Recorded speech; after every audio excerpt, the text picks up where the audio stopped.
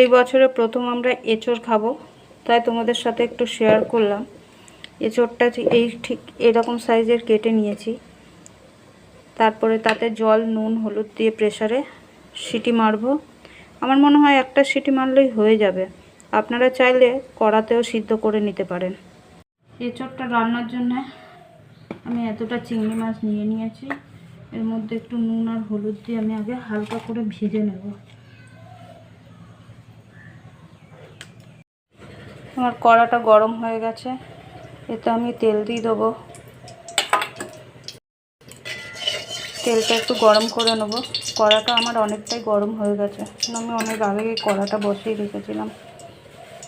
তেলটাও গরম হয়ে গেছে, এর মধ্যে আমি চিংড়িটা ছেড়ে দেবো।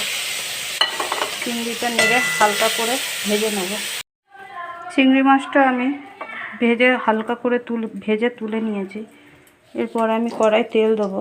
এঁচোড়টা একটু ভেজে নেব। হয়ে গেছে। এঁচোড়টা তো আমি আগেই সিদ্ধ করে রেখেছিলাম, এবার গরম তেলে ছেড়ে দিয়ে হালকা ভেজে নেব।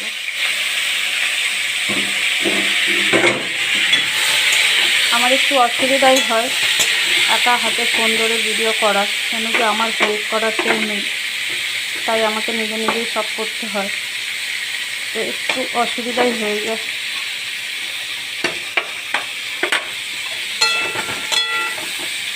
এঁচোড়ের জন্য এবার আমি আলুটা কড়াই ছেড়ে দিলাম। ওখানে এঁচোড়টা ভেজে তুলে নিয়েছি। এবার আলুটা আমি গরম তেলে ছেড়ে দিয়েছি। এর মধ্যে কালার আনার জন্য একটু হলুদ দিয়ে দেবো, যাতে দেখতে সুন্দর লাগে। আপনারা তো জানেনই, খাবার জিনিস স্বাদ আর রং দুটোই যদি ভালো হয় খেতে ভালোই লাগে। আলুটা ভাজা হয়ে গেছে, আলুটাকে এবার আমি তুলে নেব। আলুটা তুলে নিয়েছি, আর এখানে পরিমাণ মতন সরষের তেল আমি দিয়ে দিয়েছি। এবার একে একে দিয়ে দেবো জিরে, গোটা জিরে, 4টে এলাচ আর একটু দারচিনি ফাটিয়ে দিয়েছি। তারপর দিয়ে দেবো তেজপাতা। এটা ভাজা ভাজা হয়ে গেছে, এবার একে একে আমি আস্তে আস্তে সব ছেড়ে দেবো, দিয়ে দেবো। আর এখানে দেখুন আমি এঁচোড়ের জন্য মশলা করে রেখেছি। এতে আছে রসুন আর কাঁচা লঙ্কা, আর এখানে আছে আদা, ধনে, জিরে আর একটু গোলমরিচ আছে। পেঁয়াজটা একটু লাল লাল করে ভেজে নিই, পরে আবার মশলা দেবো। পেঁয়াজটা লাল লাল করে ভাজা হয়ে গেছে, এবার একে একে আমি মশলা দিয়ে দেবো। আগে আমি রসুনটা দিয়ে একটু ভেজে নেব।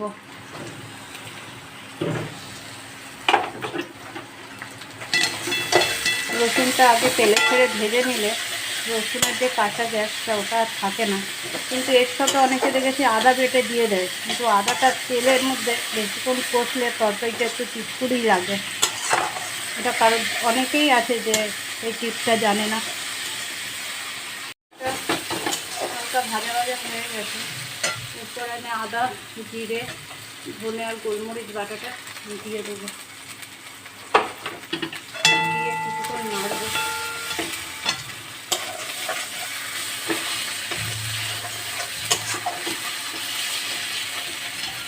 তারপর আমি এর মধ্যে টমেটো দেবো,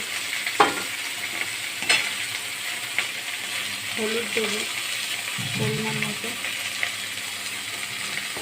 নুন দেবো। আগেই আমি সেদ্ধর সময় নুন দিয়েছি, তাই আমি একটু নুন কম করেই দিলাম। তারপরে দেবো গুঁড়ো লঙ্কা। জল দিয়ে কষতে থাকবো মশলাটা।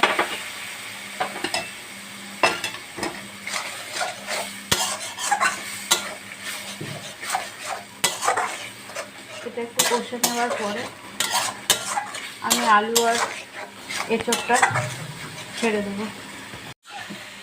মশলাটা কষতে কষতে তেল ছেড়ে দিয়েছে, এরপরে আমি এঁচোড় আলু ভাজাটা দিয়ে ভালো করে কষবো।